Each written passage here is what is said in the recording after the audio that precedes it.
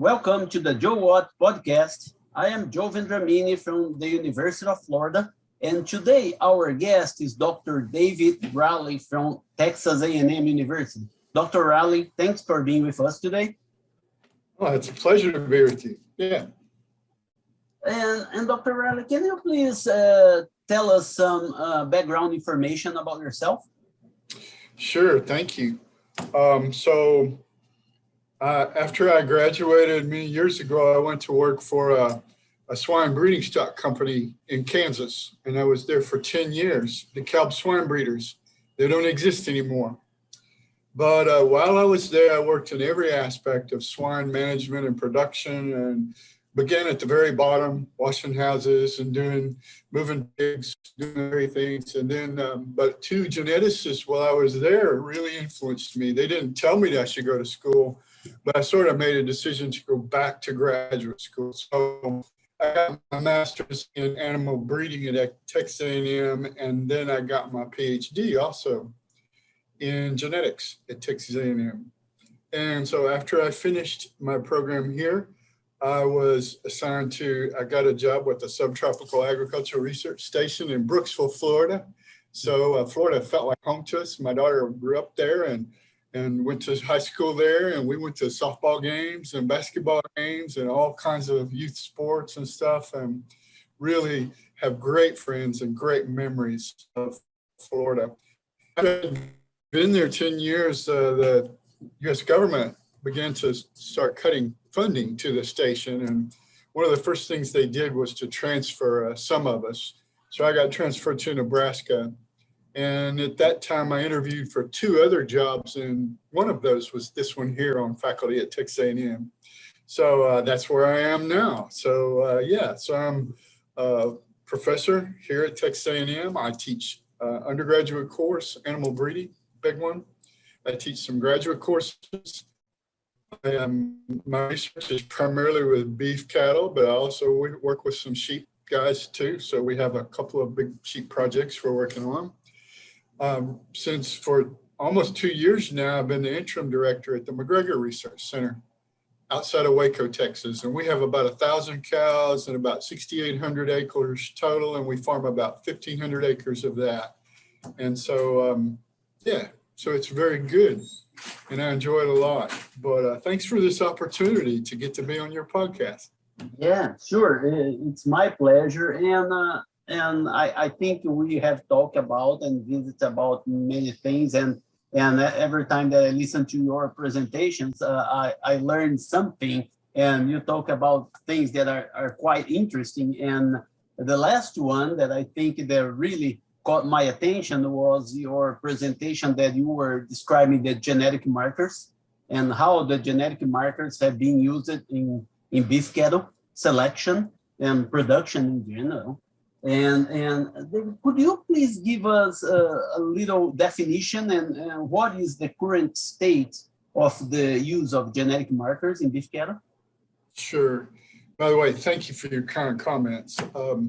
Genetic markers. So if we think about the genome, any mammalian genome is two copies, right? One of paternal origin and one of maternal origin. And in the case of cattle, for example, there's 30 chromosomes, and each of those chromosomes is like a string, okay? And we know because researchers have really published some excellent, we call them maps of these genomes, right? So we know physically what exists on each chromosome. By the way, we number them from largest to smallest. So the largest is chromosome 1. Actually, the largest is the X chromosome because the X chromosome is huge. The Y chromosome, in contrast, is very small. But chromosome 1 is the largest, and then chromosome 29 is the smallest. So in those, we know where certain genes exist because of the work that's done so far, but it's all because of markers. So what is a marker?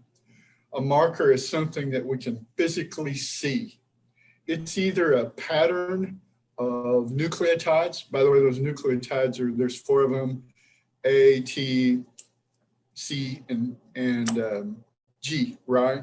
So those occur in random patterns or not random patterns. but we can look and we know that certain patterns of those represent a marker. We also know we can take certain chemicals and they always cut in certain places in the DNA. Remember, the DNA is a string. So certain chemicals always find a specific pattern and they cut right there. So we can use that as a marker. We also can see things cytogenetically. In other words, if we could pull it up and look at it, we can actually visualize what's there. And that's what allowed everyone to construct the genomes. So when we say markers, markers don't really have function, right? They're just physical. They're something we see. We know they're there and we use them as a reference point to direct our genetic activities. So that's kind of what a marker is. And they come in a variety of forms, and we've used, the popular ones early on are not the popular ones now. Now we have some called single nucleotide polymorphism markers. And that's a big word, right? Polymorphism just means a change, a difference. So if we went and had a string of DNA from a set of animals and we found a couple that have a certain change in this one position, well, that's what we would call a single nucleotide polymorphism.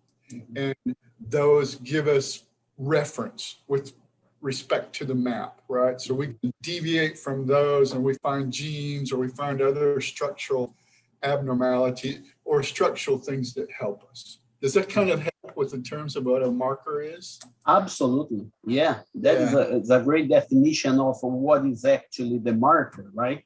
Because there is like a perception or just a general feeling that the marker is the gene. When it's probably included there, but there are other things related to the marker is it just points us. It gives us positional reference. Maybe you've heard of arrays. Have you heard of arrays? Yeah. Array.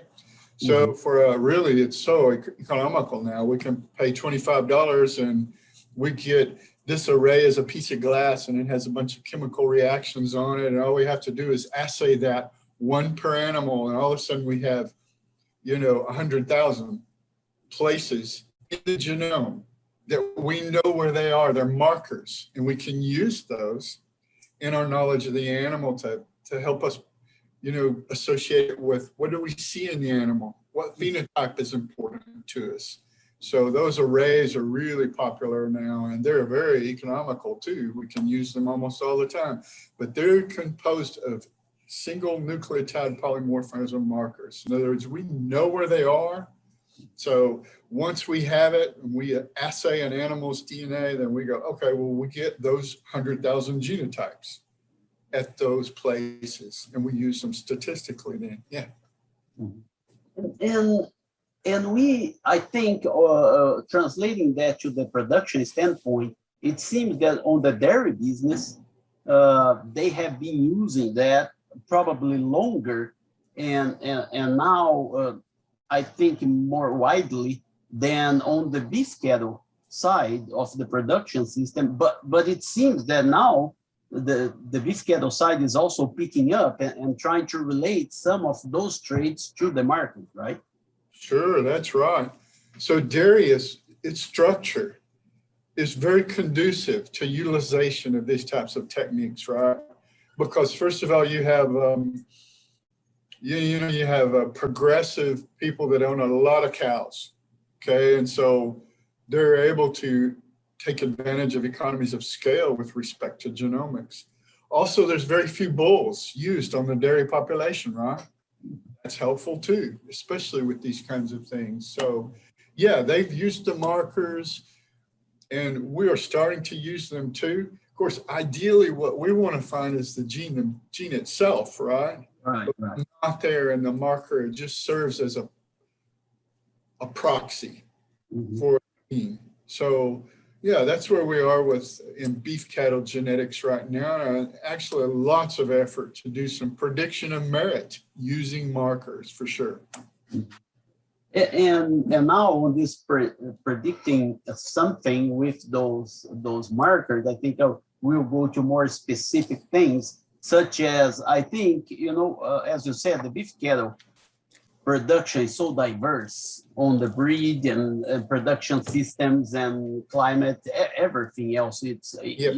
even different species. How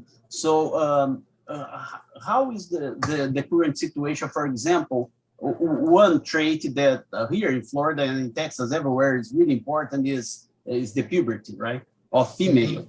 Mainly those ones that are somehow bred to Bos indicus, right? Yeah. That may have a little more delayed in puberty because of the genetic composition of that animal. So Right. do you have something relating those genetic markers to, for example, puberty? Yeah. So I know that there's research efforts directed to that end. Mhm. I'm not aware of an EPD that is marker enhanced, right? Okay.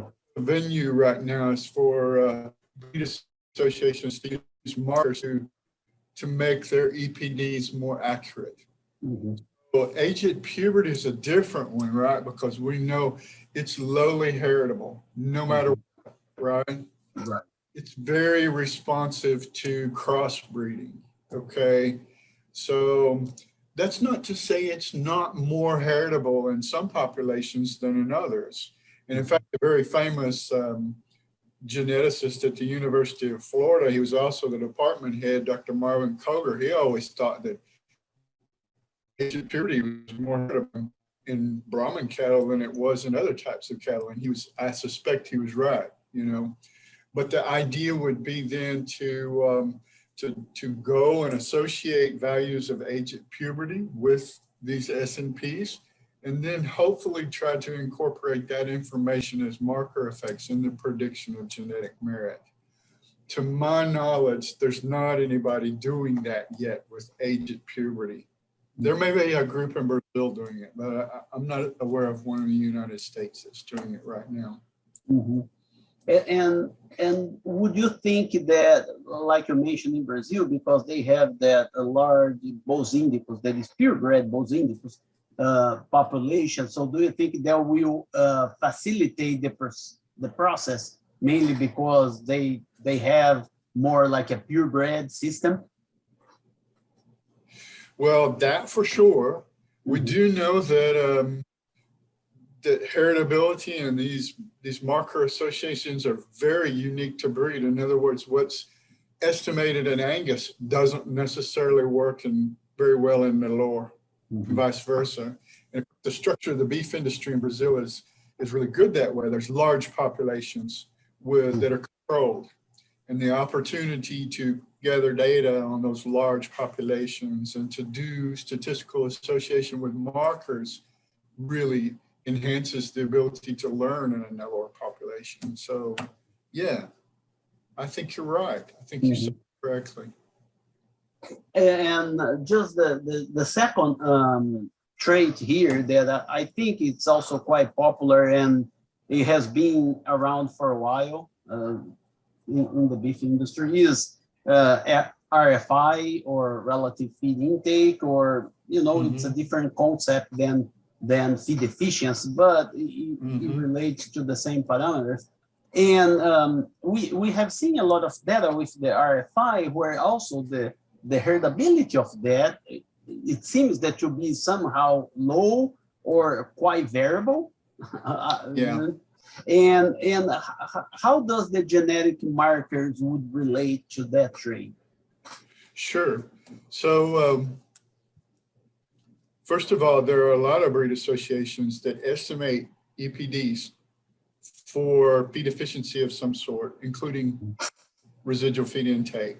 So yeah, there's two ways they approach this. One is to take the markers. All of our genetic prediction is based upon relatedness, right? Right. We can use these big groups of markers to help refine relatedness.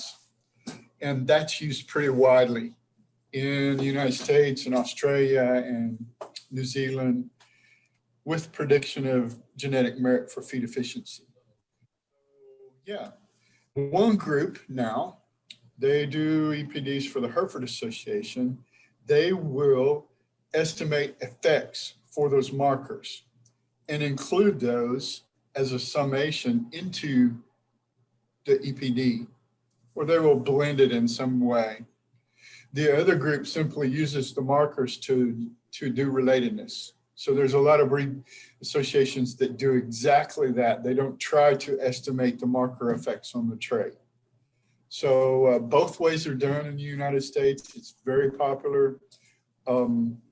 Markers are pretty helpful when the heritability is low, because if you know the markers, then you can sort of compensate for some of the low heritability.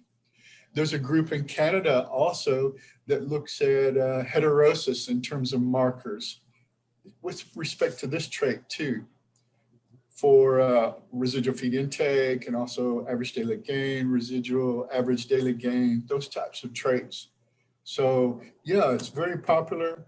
You can buy genetic tests for sure, and they're including some of those markers on some of the genetic tests from the major genetics companies that sell products in the United States. So yeah, those are in there too. They're usually as a part of an index. It's not a single test you buy. It's a part of an index that they've built into it. Similar to the way the American Angus Association creates indexes of EPDs also. So yeah, so that's a good trait to talk about that, because there's a lot of effort being put into utilization of markers to predict genetic merit for feed type traits. Yeah. And I think, as you mentioned at the start, so this is certainly an evolving thing, right? That I think every time that a new research or new markers, new genes, I think I am not sure where we are at right now, but I think it seems that progress have been made throughout the way, and I think you will keep going, right? I think that's my feeling. I think you're right. Look at the computational advances of the last 10 years. I don't expect those to slow down. I expect us to be able to handle bigger and more data all the time in the prediction of genetic merit. I think there might be an upper limit on what's effective there, though. We need to start finding genes. Mm-hmm. We need to transition from markers to genes. We're going to have a sufficient computing. Mm-hmm. We're going to have great research populations. We need to start understanding genes and gene networks. And how can we predict animal performance if we know the actual genotype of the gene, not the marker? Mm-hmm. So I think that's our direction. But computationally, boy, and our students are brilliant. They're smarter than we ever were. They're getting better and better, and they're able to do more things computationally. Mm-hmm. There's going to be a lot of change in our discipline in the next 10 to 15 years. It's quite exciting, really. Yeah, I am not sure if, although I have seen some people trying to translate that gene to a trait right now in a way that is black and white. I don't see that way, but I think what probably the future, right? Like we are talking about the computer technologies, we're gonna get there one day, and we may have a genetic test that will tell us the gene, and then we'll have a probability that gene will translate in some feed deficiency or whatever trait, right? I think that is the way. I think we have a lot of information now. It's a lot of noise in the system. I don't know if you agree, and may not be accurate. May not be really accurate. I think kind of rushing the technology and trying to get the end product without we having the information that we need. But I have no doubt that we are going towards that way, and we'll make it. You bet. You bet. It's an exciting time. It's also important for us to remember genetics is only part of the equation, right? Genetic expression is contextual for the environment, right? One of my favorite quotes, you remember who Craig Venter is? Yeah. Mm-hmm. Craig Venter was the guy who published the first complete human genome. And one of my favorite quotes is, he says, DNA is never destiny. It's always contextual, right? The genes are always expressed in an environment that influences their expression greatly. Mm-hmm. know a little bit, but yeah. Yeah, and that is exactly right, right? You can make the best Burman selection that you have in South Florida, but if you take to Nebraska, you may not. Yeah, we know that, right? You may not do as well as it's doing here, and vice versa, right? We can have That's right. the That's best early and doing it here, but anyway, David, I really would like to thank you, for participating in the podcast. We are going towards the end of our time here, but it's very interesting, and I really appreciate your time. Thank you so much, Joe. You're a good friend. I'm happy and happy to talk to people in Florida. We do miss Florida. We appreciate you guys. Yeah, we hope to see you here sometime, so we'll talk more about this interesting thing. Yeah. Okay. And thank you for listening to the podcast. I am Joe Vendramini. Joe, what?